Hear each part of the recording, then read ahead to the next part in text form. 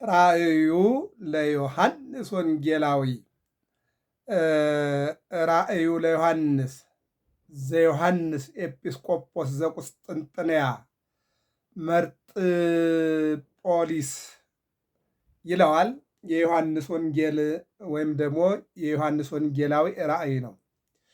ዮሐንስ ወንጌላዊ 3 መልእክታት፣ አንድ ወንጌል፣ አንድ ራእይ ጽፏል። በአጠቃላይ 5 መጻሕፍትን ጽፏል ማለት ነው። አሁን ላይ በተከታታይ የዮሐንስን ራእይ በዚህ በገብረ መስቀል ሚዲያ ትርጓሜውን እንመለከታለን ማለት ነው። የጊዜም የእውቀትም ባለቤት እግዚአብሔር ነውና አነሳስቶ የሚያስጀምር አስጀምሮ የሚያስፈጽም እርሱ ስለሆነ እዚህ ቀደም ያው እንደሚታወቀው በቤተ ክርስቲያናችን አስተምሮ ብዙ ትርጓሜ መጻሕፍትን አይተናል፣ ተምረናል። ተከታታይ ትምህርትም ተማምረናል። አሁን ላይ ደግሞ በድጋሚ ደግሞ የዮሐንስ ራእይ የሐዲስ ኪዳን ትንቢት የሚባለው ራእይ የሚባለው ዮሐንስ ወንጌላዊ የጻፈው ራእይ ነው። ይህ ትንቢታዊ ቃል ነውና እሱም በተመለከተ ነው የምንነጋገረው ከዚህ በኋላ። በመጀመሪያ እንግዲህ የምናየው ዮሐንስን ራሱን መጀመሪያ እንመልከተው። ዮሐንስ ጌታችን መድኃኒታችን ኢየሱስ ክርስቶስ ሐዋርያ ካደረጋቸው ደቀ መዛሙርት ከ12 ሐዋርያት አንዱ ነው። በሌላ መልኩ በዮሐንስ ወንጌል ምዕራፍ 1 ላይ እንደምንመለከተው ዮሐንስ መጥምቅ ደቀ መዛሙርት አድርጎ ካስከተላቸውና ካስተማራቸው ይልቁንም ከኔ በኋላ የሚመጣ ከኔ በፊት የነበረ እያለ ካስተማራቸው መካከል ይልቁንም እነሆ በግዑ ለእግዚአብሔር ዘያትት ኃጢአተ ዓለም፣ እነሆ የዓለሙን ኃጢአት የሚያስወግድ እውነተኛው በግ ይሄ ነው እያለ ካስተማራቸው ይልቁንም ኢየሱስ ክርስቶስ መጥቶ ደግሞ ዮሐንስ ይሄ ነው ክርስቶስ ማለት ካላቸው በኋላ ዮሐንስ መጥምቅን ትተው ክርስቶስን ከተከተሉት ደቀ መዛሙርት አንዱ ዮሐንስ ወንጌላዊ ነው። ለምን እንደሚከተሉት ጌታ ሲጠይቃቸው የት ታድራለህ? የት ትውላለህ? የት ነው ማደሪያ? የት ነው መኖሪያ? ብለው ከጠየቁት ደቀ መዛሙርት አንዱ ዮሐንስ ወንጌላዊ ነው። እማድርበትን ኑና ተመልከቱ ብሎ ወስዶ ዛፍ ስር አስተምሮ መክሮ እንደላካቸው ከሚታወቁት ደቀ መዛሙርቱ አንዱ ዮሐንስ ወንጌላዊ ነው። ይልቁንም ደግሞ ጌታ በመላእክትም በሐዋርያትም የሚስጥር አገልጋዮች የሚባሉ አሉ። ከመላእክት ብስራቱን የነገረው ቅዱስ ገብርኤል፣ መጋቢነቱን የነገረው ቅዱስ ሚካኤል፣ አዳኝነቱን መድኃኒትነቱን የነገረው ቅዱስ ሩፋኤል፣ እነዚህ የሚስጥር መላእክት ይባላሉ ማለት ነው። ከሐዋርያት ደግሞ የሚስጥር ሐዋርያት የሚባሉት አንደኛው ጴጥሮስ ነው፣ የመንግሥተ ሰማያት ቁልፍ የተሰጠው ማለት ነው። ሁለተኛው ዮሐንስ ወንጌላዊ ነው። ሦስተኛው ደግሞ እነሆ በዚሁ በአስተምሯችን ጴጥሮስ፣ ዮሐንስ፣ ያዕቆብ ተብሎ ተቀምጧል። ሦስተኛው ማለት ነው። ሁሉም እያንዳንዳቸው ጸጋ አላቸው። ግን የሞተ ማስነሳት ምስጢር፣ የደብረ ታቦርን የብርሃነ መለኮቱ ምስጢር፣ የትንሣኤ ዘጉባኤ ምስጢር ያስተማራቸው ለእነዚሁ ለሦስቱ ሐዋርያት ነው ማለት ነው። ስለዚህ ዮሐንስ ወንጌላዊ ማለት እነሆ ኢየሱስ ክርስቶስ በዮሐንስ ወንጌል ምዕራፍ 1 ላይ ከቁጥር 40 ጀምሮ በተከታታይ ሐዋርያትን ጠርቷል። ምንድን ነው? በ30 ዓመቱ ተጠምቆ ገዳመ ቆሮንቶስ ገብቶ 40 ቀንና 40 ሌሊት ከጾመ ከጸለየ በኋላ ወጣና ቀጥታ ሐዋርያትን መጥራት ነው የጀመረው። ሲጠራ ያዕቆብ፣ ዮሐንስ፣ እንድርያስ እያለ ከዚያ ቀጥልና ፊልጶስ፣ ከዚያ ናትናኤል። ይሄ ሊቃውንቱ በትርጓሚ መሳሳብ ብለውታል በዮሐንስ ወንጌል ላይ። በማቴዎስ ወንጌል ምዕራፍ 4 ላይም ያው ተቀምጧል። መጀመሪያ ጴጥሮስና ያዕቆብን ከዚያ ዮሐንስና እያለ ጠርቷል ይላል። ጴጥሮስን ከወንድሙ ጋራ ዮሐንስንም ከወንድሙ ጋራ ሲጠራ እናየዋለን ማለት ነው። እና ከነዚህ መካከል አንዱ ዮሐንስ ወንጌላዊ ነው ማለት ነው። ዮሐንስ ወንጌላዊ ከሐዋርያት ጋር ተከትሎ ሐዋርያ የሆነ የዮሐንስ መጥምቅ ተማሪ የነበረ፣ በኋላ ግን ጌታ ሲመጣ ደግሞ ዮሐንስ መጥምቅን ትቶ ወደ ጌታ ሐዋርያነቱን ይዞ የተከተለ ሐዋርያ ነው ማለት ነው። በሌላ መልኩ ዮሐንስ ወንጌላዊ የሚታወቅበት ምንድነው? አንደኛ መልኩ ደምግባቱ ኢየሱስ ክርስቶስን ይመልካል፣ በሌላ ይመስላል። በሌላ መልኩ ደግሞ ኢየሱስ ክርስቶስን ለመሆን በተለያዩ የሥራ ግብሮች ይመስል ነበረ። እውቀቱ የበራ ነበረ፣ ሃይማኖቱ የጸና ነበረ። መንገዱ የተስተካከለ ነበረ። እንደገና ደግሞ ከኢየሱስ ክርስቶስ ተአምራትና ምስጢሮችንና እውቀትን የሚቀስምና በጣም በትኩረት ይከታተል የነበረ ሐዋርያ ነው ማለት ነው። አዎ በሌላ መልኩ ደግሞ የሚገርመው ነገር ዮሐንስ ወንጌላዊ ኢየሱስ ክርስቶስን ለመምሰል ከመጓዙ የበለጠ ደግሞ ቀራንዮ ላይ ሁሉም መከራ ፈርተው ዱላ ፈርተው ሲሸሹ፣ እሱ ግን ኢየሱስ ክርስቶስ ላይ ያረፉ መከራዎችን በሙሉ ቆጥሮ ያውቃቸዋል። ቁጹረ ገጽ ያለው 70 ዓመት ሙሉ እነዚያን ነገሮች እያሰበ ከመሐዘነ ልብ ይደምን ገጽ፣ ልብ ካዘነ ፊት ይጠቁራል እንደተባለው ሐሙስ ማታ ከምሽቱ 3 ሰዓት ጀምሮ ኢየሱስ ክርስቶስ ተይዞ ሌሊቱን ሙሉ እንዴት ሲደበደብ እንዳደረ ቆጥሮ የሚያውቀው ዮሐንስ ወንጌላዊ ነው። አምላክ በባህሪው ያውቀዋል። በማይመረመር ጥበቡ ያውቀዋል። ዮሐንስ ወንጌላዊ ደግሞ በማየት ያረፉትን ጅራፎች ያውቃቸዋል። የተተፋበትን ምራቅ ያውቀዋል። የተጎተተበትን ቦታ ያውቀዋል። የወደቀበትን ቦታ ያውቀዋል። የተወጋበትን ቦታ ያውቀዋል። የተቸነከረበትን ቦታ ያውቀዋል። ማን እንደመታው ያውቃል። ማን እንደሸነከረው ያውቃል። ማን እንደወጋው ያውቃል። ማን እንደተፋበት ያውቃል። ማን እንደፈረደበት ያውቃል። ማን እንደጨከነበት ያውቃል። ማን እንደራራበት ያውቃል። ለምን? ማን ያርዳ የቀበረ ማን ያውራ የነበረ ነውና ከመያዙ ጀምሮ በሐና ቀያፋ ቤት እንደገና ከዓርብ 3 ሰዓት ጀምሮ በጲላጦስ አደባባይ ከዚያ ጀምሮ ደግሞ እነሆ በሄሮድስ አደባባይ ከዚያ ጀምሮ ደግሞ 6 ሰዓት ላይ ቀራንዮ መስቀል ላይ እስኪወጣ ድረስ የወደቀባቸውንም የተነሳባቸውንም የደረሰበት መከራ ቆጥሮ የሚያውቅ የወንጌላዊ ነው። ከዚያ ቀጠለና ቀራንዮ ላይ መስቀል ላይ ሲንጠለጠልና ሲሰቀል ያየ ከድንግል ማርያም ጋር የተገኘ የወንጌላዊ ነው። በመስቀል ላይ ሆኖም የተሰደበውን ስድብና የተገረፈውን ግርፋት የተጎሰመውንና ይልቁንም ደግሞ የደረሰበትን መከራ ቆጥሮ የሚያውቀው ቁጹረ ገጽ የሚያስብለው እነዚያን ሁሉ መከራዎች ያውቃል። ደሙ እንደ ጅረት ሲፈስ፣ ስጋው እየተቆራረጠ ሲወርቅ፣ አጥንቱ ሲጨረት፣ ሆምጣጤ ሲጠጣ፣ ይልቁንም የብረት አክሊል ተብሎ በራሱ ላይ ሲገባ፣ ግንባሩ ላይ፣ ደረቱ ላይ፣ እጆቹ ላይ፣ እግሮቹ ላይ ሚስማር ገብቶ በመዶሻ ሲመታ፣ ጎኑ በጦር ሲወጋ፣ ይህን ሁሉ እየቆጠረ የሚያውቀው ማን ነበር? ዮሐንስ ወንጌላዊ ነው። ይህ ወንጌላዊ በዚህ የተነሳ ጉዞው እስካሁን ድረስ ሞት ካላየዋቸው ቅዱሳን መካከል አንዱ ነው። በማቴዎስ ወንጌል ምዕራፍ 16 ላይ እንደምናየው ሀለው ዜ የለ ይጥምግ ወለሞት፣ ከነዚህ መካከል ሞትን የማይቀምሱ አሉ ከተባሉት መካከል ማን ነው? ዮሐንስ ወንጌላዊ ነው ማለት ነው። ዮሐንስ ወንጌላዊ በቀራንዮ ላይ ተገይቶ ጌታ ያን ሁሉ መከራ አሳልፎ አንገቱን ዘለስ አድርጎ ሲመለከት በመስቀል ስር ያገኘው ሐዋርያ ነው። የዮሐንስ ወንጌል ምዕራፍ 19 ቁጥር 25 ላይ መመልከት ነው። በዚህን ጊዜም ወይቤሎ ለረዱ ደቀ መዝሙሩን እንዲህ አለው፣ ነያ እመካ፣ እናቴ እናትህ ናት፣ ወደ ቤትህ ይዘህ ግባ። የእኔ መከራ በጭንቅላት በህሊና ውስጥ በአእምሮ ውስጥ መቼም አይጠፋም፣ ይዘዋል። አሁን ከዚህ ጋር ደግሞ እናቴን ይዘህ ግባ አለው። ወይቤላ ለእሙ፣ ወደ እናቱ ዘወር አለና እንዲህ አላት፣ ነዋ ወልድኪ፣ ልጅሽ እሱ ነውና ከእሱ ጋር አብረሽ ሂጂ ከነ መከራሽ አላት። ወቶረርነሳ ዋይተዋ ቤቶ፣ ያም ደቀ መዝሙር ከዚያን ሰዓት ጀምሮ ዋይተዋ ቤቶ ወደ ቤቱ ይዟት ገባ።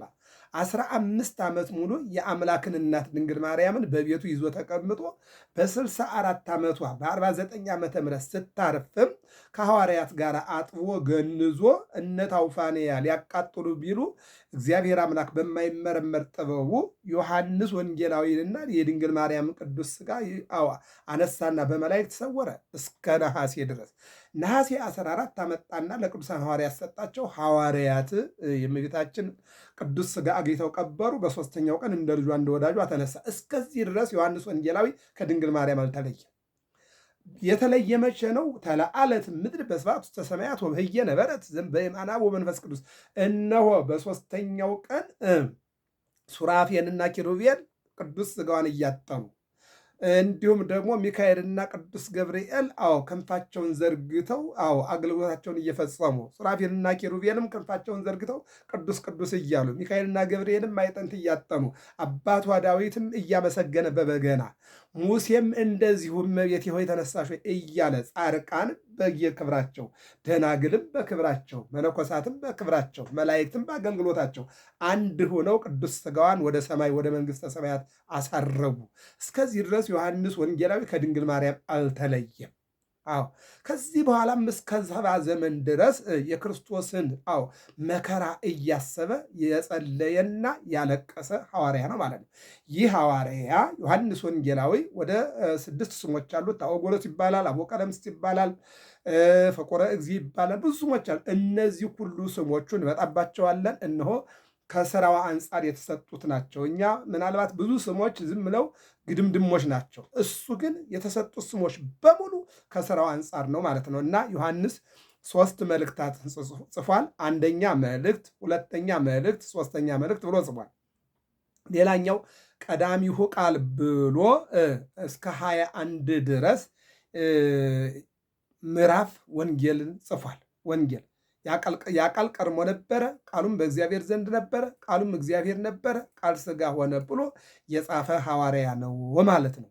እና ይህ ወንጌላዊ 5ኛ ራእይ ጽፏል። አሁን የዮሐንስ ራእይ ነው ትርጓሜውን የምንማማረው እንደ እግዚአብሔር ቸርነት የጊዜ ባለቤት እግዚአብሔር አምላክ አነሳስቶ ያስጀምረናል፣ አስጀምሮም ያስፈጽመናልና ለእኔ እነሆ ትርጓሜውን ለማቅረብ ለእናንተ ደግሞ በዚህ በጠባቧ ቴሌቪዥን መስኮት በዩቲዩብም እንዲሁም ደግሞ በቲክቶክ ይህንን መልእክት እንድትከታተሉት በእግዚአብሔር ስም እየገለጽኩላችሁ፣ መጀመሪያ ምን ይባላል? ሰው የሚገባው ወደ ቤቱ በበር ነው አይደለ? በመስኮት አይገባም፣ በበር ነው።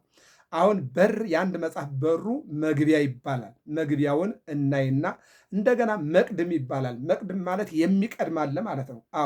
ስለዚህ መቅድሙን ዛሬ እንመለከታለን። ከዚያ ቀጥለን ምዕራፍ 1 ብለን እስከ ምዕራፍ 22 ድረስ እንመለከተዋለን። የጊዜ ባለቤት እግዚአብሔር በዚች በቅበላው ላይ እንጀምረውና በአብይ ጾም እናጠናቅቀዋለን። እግዚአብሔር አምላክ ሁላችንም እንዲያስተምረን መልካም ፈቃዱ ይሆንልን። ተከታታይ ትምህርት አስፈላጊ ነው። ምክንያቱም እነሆ ሁልጊዜ ነገሮች ላይ ገጥሞ ስለሚችሉ ተከታታይ ትምህርቱ ግን ወሳኝ ነገር ስለሆነ በወሳኙ ነገር ራሳችንን አዘጋጅተን መማማር እንዳለብን ነው የሚገባኝ። እዚህ ጋር ራእዩ ለዮሐንስ ይህን መጽሐፍ ዮሐንስ ስለ 3 ነገር ተናግሮታል ይላል። ስለ ስንት ነገር? ስለ 3 ነገር። እንግዲህ ዓለም የተገኘው በ3 ነዋል። ምንድን ነው? በሥላሴ ፈቃድ። አብ፣ ወልድ፣ መንፈስ ቅዱስ። አብ አሳቢ ነው፣ ወልድ ተናጋሪ ነው፣ መንፈስ ቅዱስ ፈጻሚ ነው። ቅዱስ ያሬድም በድጓው እንዲህ ይላል፣ ለዛቲ ቤት ሐነፃ ወልድ። ይችን ዓለም ምንድን ነው? ለዛቲ ቤት ሐነፃ ሳረራ አብ ቀዲሞ፣ ይችን ቤት አብ አስቀድሞ ሰራት። ሐነፃ ወልድ፣ ወልድ አነጻት። ወፈጸማ መንፈስ ቅዱስ፣ መንፈስ ቅዱስም አጠናቀቃት ይላል። ለዛቲ ቤት ሳረራ አብ ቀዲሞ፣ ይህን ዓለም አስቀድሞ እግዚአብሔር ሰራ። ሐነፃ ወልድ፣ ወልድ አነጸ። ወፈጸማ መንፈስ ቅዱስ፣ መንፈስ ቅዱስም አጠቃለለ ይላል። አንደኛ ማንን ነው? ይህን ዓለም ነው። ይህን ዓለም በአብ ባሕሪ ፈቃድ መጣ፣ በወልድ ባሕሪ ተነገረ፣ በመንፈስ ቅዱስ ደግሞ ተከናወነ ማለት ነው። ሌላው ሕንፃ ሲባል የሰው ልጅ ነው። እመቤታችን ቅድመ ዓለም በአምላክ ሕሊና ታሰበች፣ ድህረ ዓለም ደግሞ እነሆ ተነገረች። ከዚያ ቀጥሎ በመንፈስ ቅዱስ ደግሞ መንፈስ ቅዱስ አቀባም ከርሰማ መንፈስ ቅዱስ እነሆ በእናቷ ማኅፀን ጠበቀና ከሐና ተወለደች ይለናል። ምንድን ነው? ተንስ እግዚኦ ውስተ ዕረፍትከ አንተ ወታቦተ መቅደስከ። መቅደስ እመቤታችን የአምላክ መቅደስ ናት ማለት ነው። የአምላክ መቅደስ እመቤታችን በእግዚአብሔር ሐሳብ ቀድሞ ነበረች። እግዚአብሔር ወልድን ጸነሰች፣ ወለደች። እግዚአብሔር መንፈስ ቅዱስ ደግሞ እነሆ ከእናቷ ማኅፀን ጀምሮ ይጠብቃት ነበር የሚለውን ነው። ሌላው ይህ ዓለም የእግዚአብሔር ቤተ መቅደስ ነው። ይህን ዓለም ምንድን ነው? እግዚአብሔርም በመጀመሪያ ዓለምን ልፍጠር ብሎ አሰበ፣ አስቦም አልቀረ ዓለምን ፈጠረ ይላል። ያሰበበት የአብ ባህሪ ነው፣ የተናገረበት የወልድ ባህሪ ነው፣ ያከናወነበት የመንፈስ ቅዱስ ባህሪ ነው ማለት ነው። ለዚህ ነው ይህን መጽሐፍ ዮሐንስ ስለ ሦስት ነገር ተናግሮታል። ደቀ መዛሙርቱ ያስተማራቸውን ገድፈውበት ለመገሰጽ ማዕርገ ካህናት ተሰጥቶት ወበአውዱ ለውቱ መንበር እስራ ወአርባዕቱ ብሎ ኋላ የሚያመጣው ነው። የጥጦስ የሐሳዌ መሲህ የምጽአት ኋላም ወእምዝ ርኢኩ ሰማየ ሐዲሰ ወምድረ ሐዳሰ ብሎ የሚያመጣው የመንግሥተ ሰማይ ነገር ተገልጾለት ይላል። አዎ ራእይ የሚለት ይህን ነው። ተገልጾለት ይላል። ሐዋርያው ዮሐንስ የደረሰው፣ ሐዋርያው ዮሐንስ የጻፈው፣ ሐዋርያው ዮሐንስ ያቀረበው ራእይ ይሄ ነው ይለናል። ምንድን ነው የሚለው? ነገሩስ እንደምን ነው ቢሉ ኖህ ከማያሄ ከወጣ በኋላ የሦስቱ ልጆቹን ስም በቅፈፍ ጽፎ መልአኩን እንደ ዳኛ አድርጎ ከምስራቅ እስከ ምዕራብ ቀኝ ቀኙን ለያፌት፣ ከምስራቅ እስከ ምዕራብ መካከሉን ለሴም፣ ከምስራቅ እስከ ምዕራብ ግራግራውን ለካም አካፍሏቸዋል ይላል። አሁን መነሻው ይህ ነው። እንደሚታወቀው በኦሪት ዘፍጥረት ምዕራፍ 6 ላይ እግዚአብሔር ኖኅን እንዲህ አለው፣ ግበር ታቦተ በዘትድን፣ የምድንበትን መርከብ ስራ አለው። መርከብ ስራ። ዓለም ከሰው ልጆች ኃጢአት የተነሳ ተበላሽታለች። ከላይ ሁኜ ስመለከት ምንድን ነው ኩሉ አለው ህውር አረየ፣ ሁሉም አንድ ሆኖ በድሏል፣ አጥፍቷል፣ ኃጢአት እስከ ጥግ ሰርተዋል። ስለዚህ ዓለምን በንፍር ውኃ ላጠፋ ነው። አንተና ቤተሰብህ አካሄዳችሁን ከእግዚአብሔር ጋር ስላደረጋችሁ እምድኑበትን ግበር ታቦተ በዘትድህን፣ እምድንበትን አንድም ከነ ቤተሰብህ እምድኑበትን መርከብ ስራ አለው ይላል። ኖህ ደግሞ ጥያቄውን አመጣ። እግዚአብሔር ሆይ ይቅር አትልም አለው። እግዚአብሔር ደግሞ ምን አለ? አልልም አለ። ምክንያቱም ከሰው ልጆች የተነሳ ኃጢአት በዓለም ላይ ሰፍኗልና፣ ሰዎች በኃጢአት ወርቀዋልና ይቅር አልልም፣ ይልቁንም ነገ ዛሬ ሳትል መርከብ ስራና ከሞትና ከመዓት ከፈላ ውኃ ዳን አለና እግዚአብሔር ኖህን ነገረው ይላል። ኖህ ሄደና የሚድኑ መስሎት ቢሰብካቸው፣ ለመሆኑ ግን እግዚአብሔር ዓለምን ለማጥፋት ስንት ዓመት ይቀረዋል ብለው ጠየቁት። ኖህ የዋህ ስለሆነ ደግ ስለሆነ ሳይደብቃቸው፣ እግዚአብሔርም ለኖህ ሳይደብቀው ነግሮት ነበረ። ለመሆኑ ስንት ዓመት ቀርቷል እግዚአብሔር ወይ ብሎት ነበርና 120 ዓመት ብሎታል። እነሱም ሲጠይቁት ሳይጨምርም ሳይቀንስም 120 ዓመት ቀርቷል ሊያጠፋን ብሎ ይነግራቸዋል። በዚህ ጊዜ ምን አሉ? 100ውን ዓመት እንጨፍርበታለን፣ 100ውን ዓመት እነሆ እንደንስበታለን፣ 100ውን ዓመት እንደሰትበታለን፣ 20ውን ዓመት ንስሐ እንገባለን አሉና ኖህን ሊሰሙት አልቻሉም። ይሄ ችግር አሁንም አለ። እግዚአብሔር የንስሐ ጊዜ ሰጥቶናል፣ መመለሻ ጊዜ ሰጥቶናል። ነገር ግን ሰው ጊዜውን ያደረገው የመጨፈሪያ፣ የመገዳደያ፣ የመከፋፈያ፣ የመተማሚያ እንጂ ወደ እግዚአብሔር የመቅረቢያና የመመለሻ ጊዜ አድርገ ነው አንታይም ማለት ነው። ወደ ማስተዋል እግዚአብሔር ይመልሰን። በዚህን ጊዜ ሰው ሊመለስ ባለመቻሉ ኖህ የእግዚአብሔርን ቃል ሰምቶ የእግዚአብሔር አምላኩን ትእዛዝ ተቀብሎ መርከቡን ሰራ።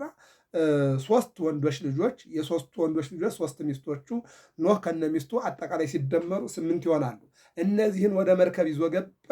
መርከቧ እነሆ በሯም መስኮቷም ተገጠመ። ማይ አይህ መጣና ዓለምን ከደነው። በመርከቡ ውስጥ ከገቡት ሰዎች፣ አራዊት፣ እንስሳት፣ አይዋፋት በስተቀር በውጭ ያለው እንዳለ በሙሉ በንፍር ውኃ ተበላ። ያ ዝናም ዘነመ። መርከቧ ወደ ሰማይ ውሃው እየጨመረ ሲሄድ እሷም ከፍትል ነበረ።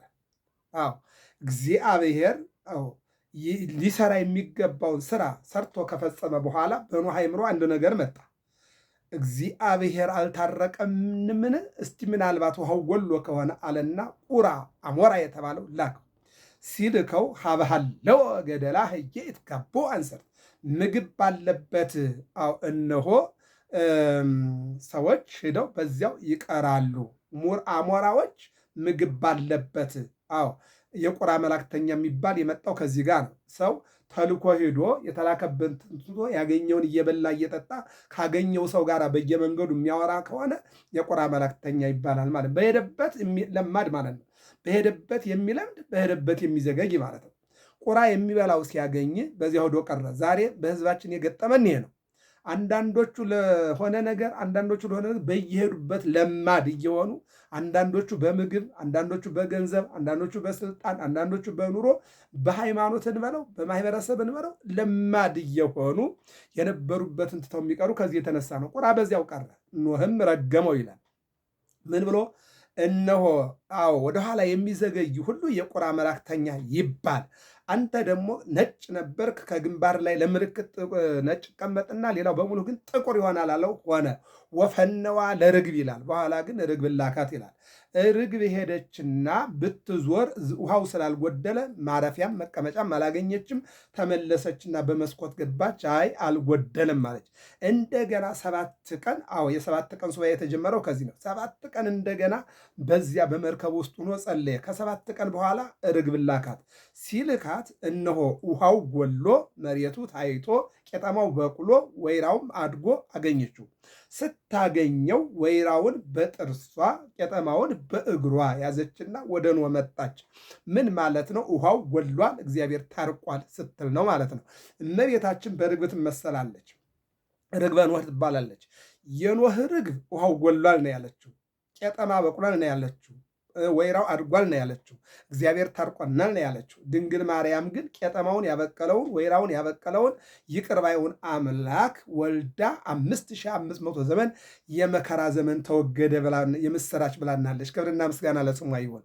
በኋላ ኖህ ምን ይላል? እነሆ ሰማይና ምድር ከታረቁ እግዚአብሔር ከታረቀን አለና ከመርከብ ወጡ፣ እንደገና ኑሯቸውን ጀመሩ። በዚህን ጊዜ ነው እግዚአብሔር ኖህን እንዲህ አለው፣ ብዝሁ ወተባዝሁ ወምልዋ ለምድር፣ ብዙ ተባዙ። ትናንትና በአዳም ትናንትና በሔዋን ይህንን ሁሉ ዘመን እነሆ አበይት አባቶችና አበይት እናቶች ብዙ ሰዎች አልፈዋል። በኃጢአት ምክንያት ሁሉ ተወግዷል። አሁን 8 ነፍሳት ናችሁ። በአንድ ሰው በአዳም በአንድ ሴት በሔዋን የተጓዝኩት የፈጠርኩት ፍጥረት ከኃጢአት የተነሳ ሁሉም አልቆ 8 ነፍሳት ብቻ ቀርታችኋል። አሁን እንደገና በ8 ደግሞ ሁለተኛው ክፍለ ዓለም የሚባለውን ጀምራለሁኝ። ትበዛላችሁ ትባዛላችኋልና ኖህን ሲነግረው ኖህ እንዲህ አለ፣ እግዚአብሔር ሆይ ሰው እየበዛ ሲሄድ አንተን መበደሉ አይቀርም፣ ኃጢአት መስራቱ አይቀርም። አንተ ደግሞ ትናንት በንፍር ውሃ ካጠፋን ነገ ደግሞ በእሳት ማጥፋትህ ስለማይቀር እኔና ልጆቼ እኔና ሚስቴ ብቻ እናመስግንህ፣ ሌላው ይቅር አለና ጥያቄ አቀረበ።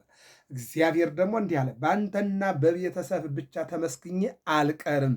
ይሄ ዛሬ 8 ቢሊየን በላይ የዓለም ቁጥር እንዲመጣ እግዚአብሔር ፈቃዱ ነበረ ማለት ነው። በኋላ ምን አለ? በእናንተ ብቻ ተመስግኜ አልቀርም። ትውልድ ያልፋል፣ ትውልድ ይተካል፣ እልፍ ይሞታል፣ እልፍ ይወለዳል። ዓለም ከዚህ በኋላ ትሰራለች። ይህ ፈቃዴ ነው፣ ይልቁንም ጉዟችሁን ቀጥሉ አለና ከዚያ በኋላ በእግዚአብሔር ፈቃድ በኖህ ትውልድ ምን ሆነ ማለት ነው? እንደገና ጉዞ ተጀመረ። አሁን የምናየው ቁጥር ዓለም ላይ መጣ ማለት ነው። ከእግዚአብሔር ቸርነት እና ሲፈጥርም ዝም ብሎ አይደለም። ምን አለ? ከመዳግመ ለምድር እያማስና ባይህ ቃል እገባላለሁ። ከዚህ በኋላ ዓለምን በንፍር ውሃ ላላጠፋ ቃል እገባላለሁ። አሁን ከኖህ ዘመን የበለጠ ትውልዱ ኃጢአተኛ ነው። ይህ ምንም አይጠረጠርም። የኖህ ሰዎች ከዚህ ትውልድ የበለጠ ኃጢአት አላደረጉም፣ ጥፋት አላጠፉ። እንደውም ይህ ትውልድ ይበልጣል። ራቁትነት ነው፣ ይሄም ያው ነው። አመንዝራነት ነው፣ ይሄም ያው ነው። ክፉነት ነው፣ ይሄም ክፉ ነው። እንደውም የበለጠ ኃጢአት እየተሰራ ነው። ነገር ግን በንፍር ውሃ ያላጠፋን ለምንድን ነው ብለን የምንጠይቅ ጥያቄ ካለ ግን እግዚአብሔር ስለ ቃል ኪዳኑ ታማኝ ስለሆነ፣ በንፍር ውሃ ዓለምን አላጠፋም ብሎ ቃል ስለገባ ስለ ቃሉ እግዚአብሔር ታማኝ ስለሆነ ዓለም በንፍር ውሃ ያልጠፋቸው ከዚህ የተነሳ ነው ማለት ነው። እና ይህንን ነው ዮሐንስ ወንጌላዊ ይህንን መጽሐፍ ዮሐንስ ስለ 3 ነገር ተናግሮታል አለ። ደቀ መዛሙርቱ ያስተማራቸውን ገድፈውበት ለመገሰጽ ማዕረገ ካህናት ተሰጥቶት ወበአውዱ ለውእቱ መንበር እስራ ወአርባዕቱ ብሎ ኋላ የሚያመጣው ነው ይልና የጥጦስ የሐሳው የመሲህ የምጽአት ኋላም ወእምዝር ኢኩ ሰማየ ሐዲሰ ወምድረ ሐዳሰ ሰማየ ሐዲሰ ወምድረ ሐዳሰ ብሎ የሚያመጣው የመንግሥተ ሰማይ ነገር ተገልጾለስ ጥንተ ነገሩስ እንደምን ነው ቢሉ እዚህ ላይ ነው እንግዲህ ኖህን የሚያመጣው። ኖህ ከማየ አይህ ከማየ አይህ ከወጣ በኋላ ምንድነው? አራራተ ነበረት ታቦት ዘበትእዛዝ ከእግዚአ ለሰንበት መርከቧን አራራት የምትባል ተራራ እንድትወርድ አደረገ። ከአራራት ተራራ ከወረደ በኋላ አሁን ጉዞውን ቀጠለ። እዚህ ላይ ነው እንግዲህ የሚያመጣው። ምን አለ? ከማየ አይህ ከወጣ በኋላ የሶስት ልጆቹን ስም በቅፈፍ ወይም በካርቶን ወይም ደግሞ በእንጨት ቅፋፊ ብለን እንወስደዋለን። ጽፎ መልአኩን እንደ ዳኛ አድርጎ የእግዚአብሔርን መልአክ እንደ ዳኛ አድርጎ የማላዳላ እግዚአብሔር በፈቀደ መልኩ ያድርግ ሲል መልአኩን ዳኛ አድርጎ በኋላ የሶስት ልጆቹን ስም በቅፈፍ ጽፎ ምን አለ? መልአኩን ዳኛ አድርጎ ከምስራቅ እስከ ምዕራብ ቀኝ ቀኙን ለያፌት። ልብ አድርጎ ከምስራቅ እስከ ምዕራብ ቀኝ ቀኙን ለያፌት፣ ከምስራቅ እስከ ምዕራብ መካከሉን ለሴም፣ ከምስራቅ እስከ ምዕራብ ግራግራውን ለካም አካፍሏቸዋል ይላል። ይሄ ነው እንግዲህ እዚህ ላይ ኢያሱ አሁን ለምሳሌ ለ12ቱ ነገደ እስራኤል ምድር ሲያካፍል መሬት ሲያካፍል መጽሐፈ ኢያሱ ምዕራፍ 10 ላይ እንደምናየው ወተቆልቆለ ፀሐይ ይላል።